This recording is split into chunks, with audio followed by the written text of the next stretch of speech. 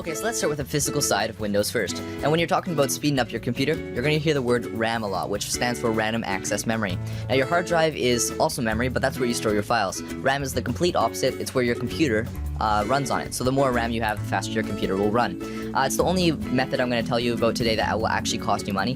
Buying and installing more RAM will definitely speed up your computer, but I'm going to be showing you a little bit of a tip or trick to add more RAM without buying it. So to check how much RAM you have, go to your computer, right-click on it, go to Properties, and I'll tell you right there. Now, I only have 1 gig because I am running a virtual machine here, but I recommend about 2 to 6, 6 being for video editors or gamers, and 2 just being for the normal user.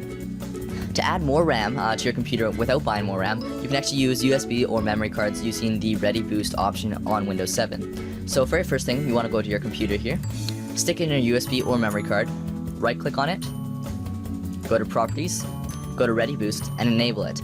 Basically, this will use your USB as RAM. Now, on my virtual machine, I can't do that, but on your computer, you just have to enable it and select how much RAM you want it to add to your computer. Basically, it'll just overall, it'll increase your performance as well as open up programs faster and all that stuff. Next, we're going to be focusing on something called msconfig, which will basically list all the stuff that starts up when your computer starts up, and we're going to be removing all the stuff you don't need. So first, go to your start menu, type in msconfig, just like that, start it up. Now, don't worry about anything else because we're just going to focusing on the startup. Don't mess with stuff you don't know about because this could mess up your computer. Before getting rid of something, always check what it is first. So here's a list of all the stuff that will start up when your computer starts up. And you can see that I've actually unselected all the stuff that I don't need. And then after you've gone through all the programs you don't want, you just press OK or Apply, and you're good to go. The next one we're going to be covering is one of the most important things. Now, Windows 7 uses a lot of animations, and it looks amazing. What we're going to be doing is disabling some of the animations that we don't need to make it run a lot faster. So to get to the animation settings, we're just going to go to the Start menu, like always, go right-click on Computer, go to Properties, go to Change Settings over here, and let's drag this over here. Let's go to Advanced, and under Performance, go to Settings. Now here we have all the animations in Windows 7. What I suggest is just go to Adjust for Best Performance and press Apply. And you're going to notice that this is going to be extremely retro Windows 7, and not everyone likes that. So you can actually go and enable the ones that you like most and have like half Windows 7, half retro Windows. So that will just increase your Windows speed enormously. The next 2 things are a little bit of a scheduled thing that you're supposed to do every once in a while. We're going to be focusing on disk cleanup as well as disk defragmenter, and they're both basically repair your hard drive. Disk cleanup also cleans it up a little bit. To get to it, you can either search or go to All Programs, Accessories, System Tools, and they're right here. Disk cleanup will first analyze your hard drive and find all the stuff that it can get rid of, and basically you just select everything. Alright, well, I suggest selecting everything, and press OK and it'll delete it.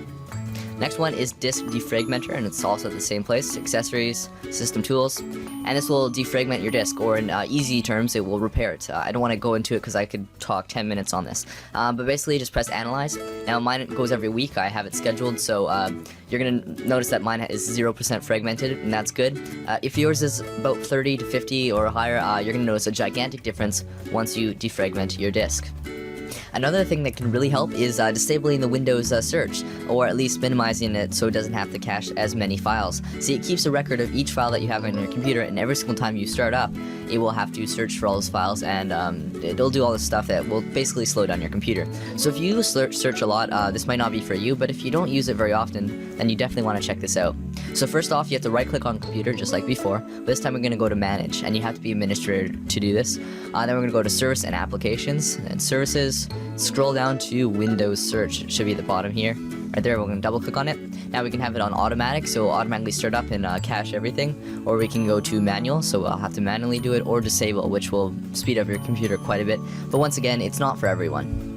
Okay, so the very last thing we're going to be talking about today is an application called Game Booster 3. Now this is meant for gamers because it closes all the applications and services you don't need while gaming. Now I'm not much of a gamer, but I have tested this out and it does seem to work. So I just switched to boost mode and we'll press boost here. It's closing all the services that we don't need, and you can see it's actually enhanced our computer 42%, so that's really good.